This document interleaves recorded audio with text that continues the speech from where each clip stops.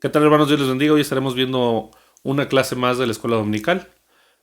Y me gustaría que me acompañaran a ver nuestro texto base, está en Isaías 61:1, que dice: El Espíritu de Jehová el Señor está sobre mí, porque me ungió Jehová, me ha enviado a predicar buenas nuevas a los abatidos, a vendar a los quebrantados de corazón, a publicar libertad a los cautivos y a los presos apertura de la cárcel. Este versículo es lo que Dios le ordena escribir al profeta Isaías, pero no tiene cumplimiento inmediato. Tienen que pasar algunos siglos para que se cumpla. Y justo en un día de reposo se le da a leer el rollo del profeta Isaías al Mesías, al enviado del Señor. Debemos saber que no eran libros, sino rollos, lo que hace la lectura un poco diferente a nuestro tiempo, ya que por lo general eran hechos o de papiro o de cuero. Una sinagoga que tuviese un rollo del profeta Isaías era considerada como rica, ya que para tener el rollo de este profeta había que disponer de un rebaño solo para poder escribirlo. Recordemos que en este tiempo todo se escribía a mano, no como nuestro tiempo que tenemos una impresora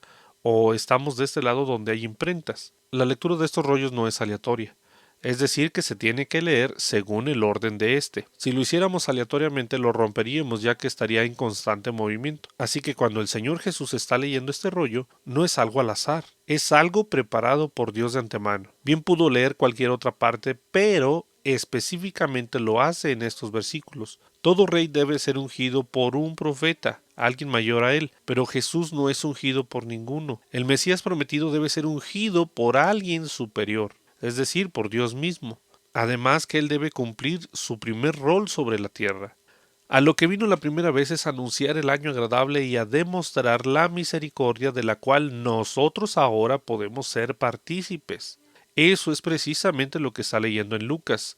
El Espíritu del Señor está sobre mí, por cuanto me ha ungido para dar buenas nuevas a los pobres, me ha enviado a sanar a los quebrantados de corazón, a pregonar libertad a los cautivos y vista a los ciegos, a poner en libertad a los oprimidos y a predicar el año agradable del Señor. También a demostrar que Dios que lo envió es misericordioso con todos y que no desea que nadie se pierda. Nosotros como seguidores de Él e hijos de Dios debemos representar lo mismo en la tierra.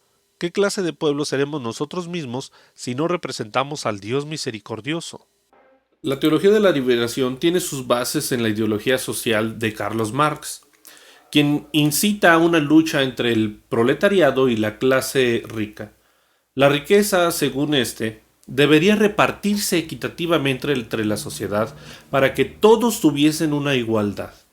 Esta filosofía procedente de Europa sentó de alguna manera sus bases en el continente americano, desde luego entre los países más desprotegidos. Fue recibido con los brazos abiertos por muchos movimientos políticos, pero cuando la semilla se sembró en los círculos hermenéuticos cristianos, se produjo un evangelio de corte revolucionario social. Fue precisamente la desigualdad social que motivó esta reinterpretación de la misión de la Iglesia.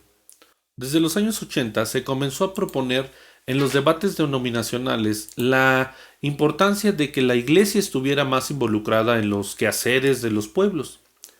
Muchos no aceptaban que ésta, es decir, la Iglesia, ocupara solamente la liberación espiritual de los individuos, sino que debería ir más allá con una revolución que afectara a todas las estructuras sociales.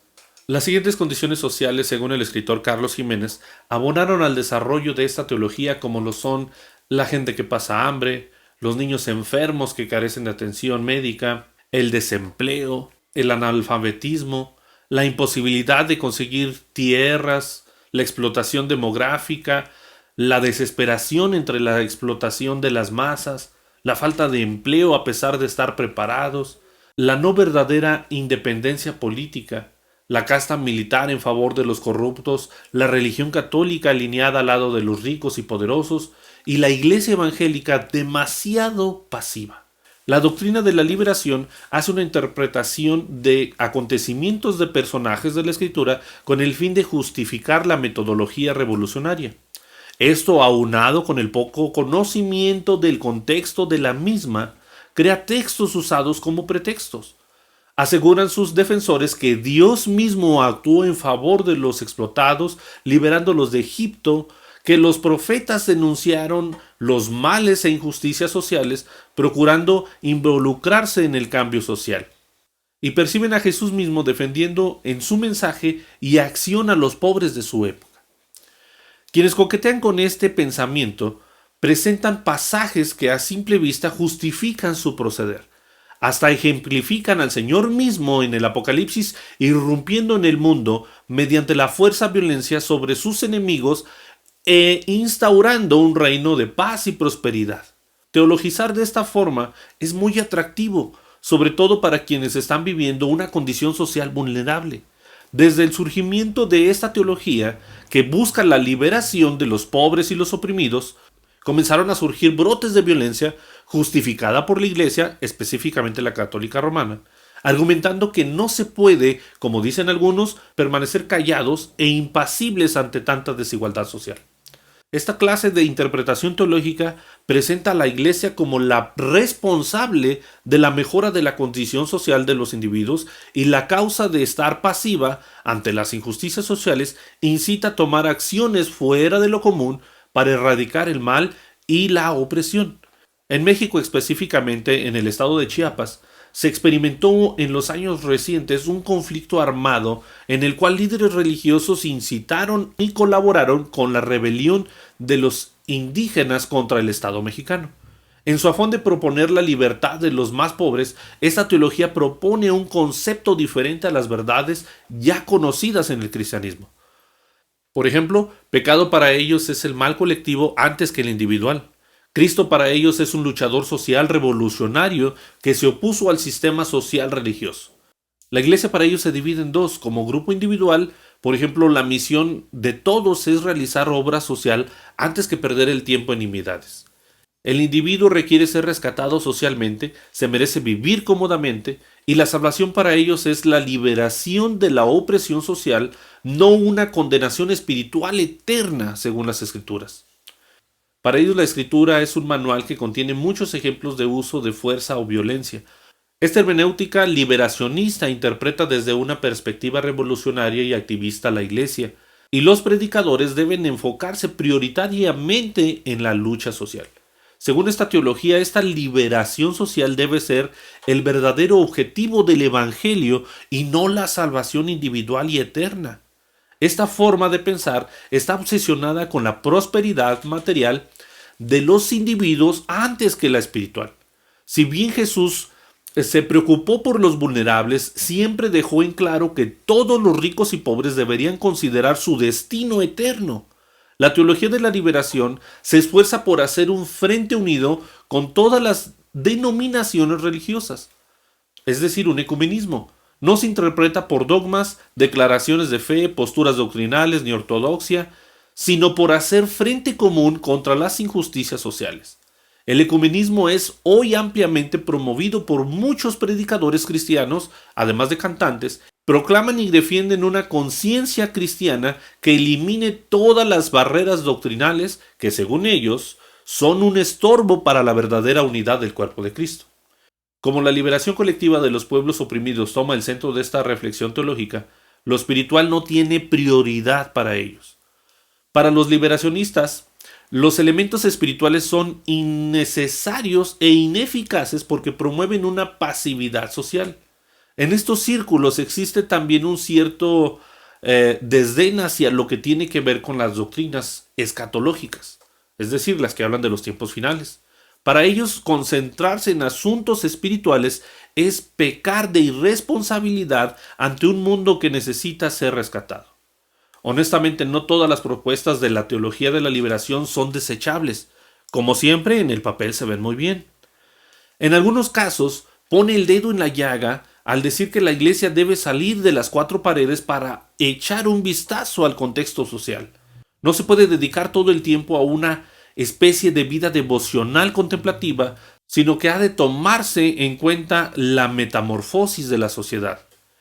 El feminismo, la igualdad de género, aumento del aborto, desviación del matrimonio, embarazos prematuros, suicidio de jóvenes, entre otros fenómenos. Los desafíos que plantean la posmodernidad son enormes. Mira, existen muchas doctrinas que son novedosas y atractivas. Muchos creyentes mal encaminados corren hacia ella seducidos. Por lo tanto, el llamado del apóstol Pablo a trazar bien la palabra de verdad sigue siendo nuestra encomienda. Es indispensable reflexionar y filtrar todas aquellas ideologías que tienen un ropaje cristiano, pero en el fondo son un caballo de Troya para el verdadero evangelio del Señor Jesucristo. Al comienzo, los padres de la iglesia, no la iglesia primitiva, iniciando con los albigenses, los cuales proponían la lectura y la circulación solo del Nuevo Testamento, lograron crear un total desconocimiento de la base para lo que Cristo dice y después los apóstoles siguen. La mayoría de estas teologías en las cuales se divide la escritura, es decir, el no tomar en cuenta el Antiguo Testamento, provoca que se use unos versículos y se desconozca todo el contexto que hay atrás. De esta manera se crea una eisegesis y se ignora la correcta interpretación del texto, usando de esta manera un texto sin contexto para crear solo un pretexto y escudarse detrás de él. Recordemos que la escritura es una sola.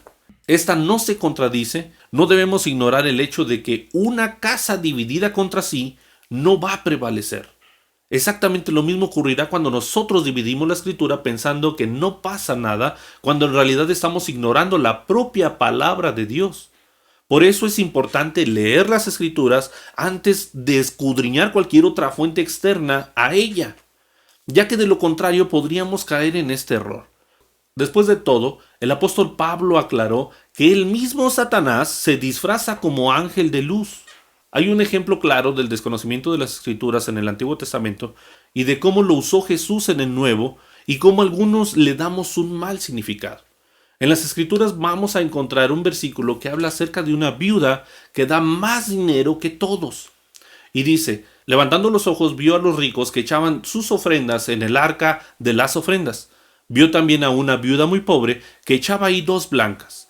Dijo, en verdad os digo que esta viuda pobre echó más que todos, porque todos aquellos echaron para las ofrendas de Dios de lo que les sobraba, mas esta de su pobreza echó todo el sustento que tenía. En nuestro contexto y educación occidental, alejados de la palabra, más en contexto del Antiguo Testamento, nos da la idea de que en cuestión de esto que estamos leyendo en las ofrendas, echar más es mejor.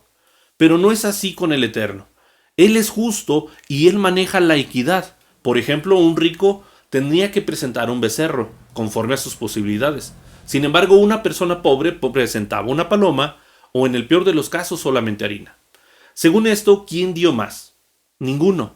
Los dos dieron lo mismo, porque a los ojos del Eterno la diferencia de condiciones y el valor de la ofrenda se ajusta a las posibilidades del donante. Ahora, en el contexto que dice que la viuda dio más, bueno, el hecho es que una viuda esté ofrendando su sustento diario no solo es ilegal, ojo, sino que es perverso.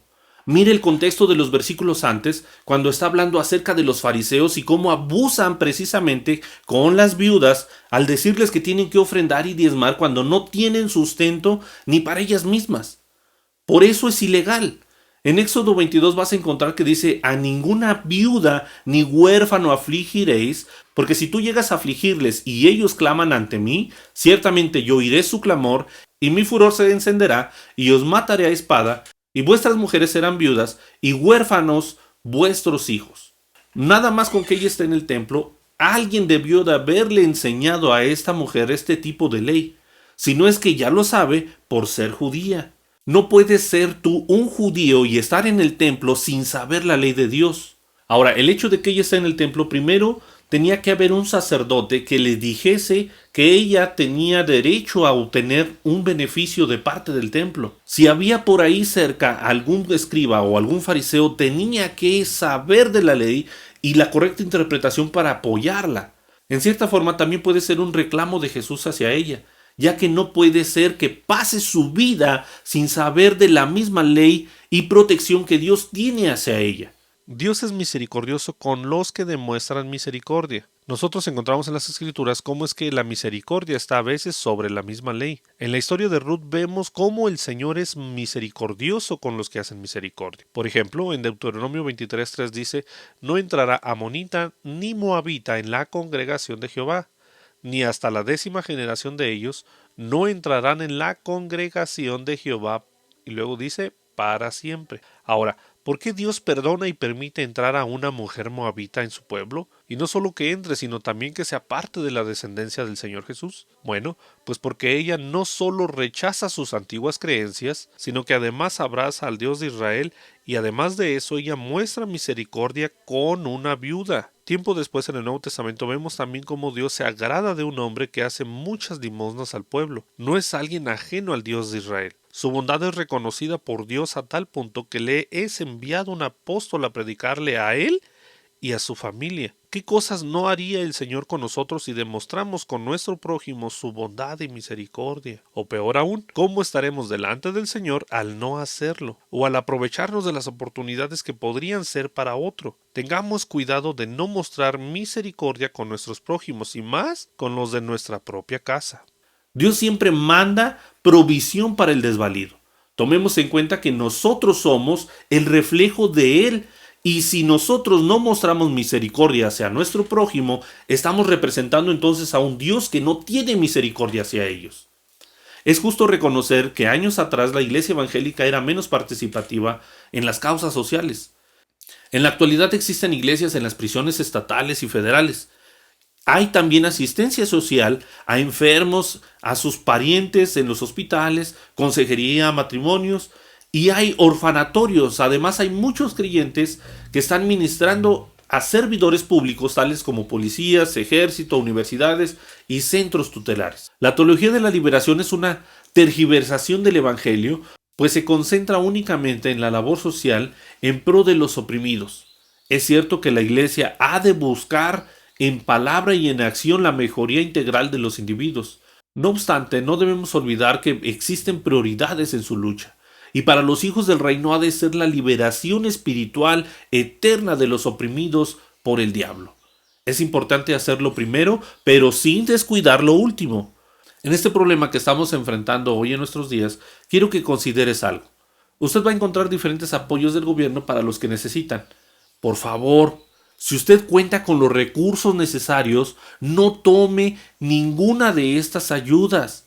Deje que alguien que sí está necesitando las aproveche. O si usted conoce a alguien que necesita, ayúdelo a conseguir. No seamos como los incrédulos que seguramente se aprovecharán. Mire, pudiese haber por ahí alguna viuda que esté realmente necesitando, y si usted se aprovecha de su ayuda, sin ella saberlo, puede que al pedirle ella al Señor, el Señor tome cartas en el asunto, y créame que eso no le gustará.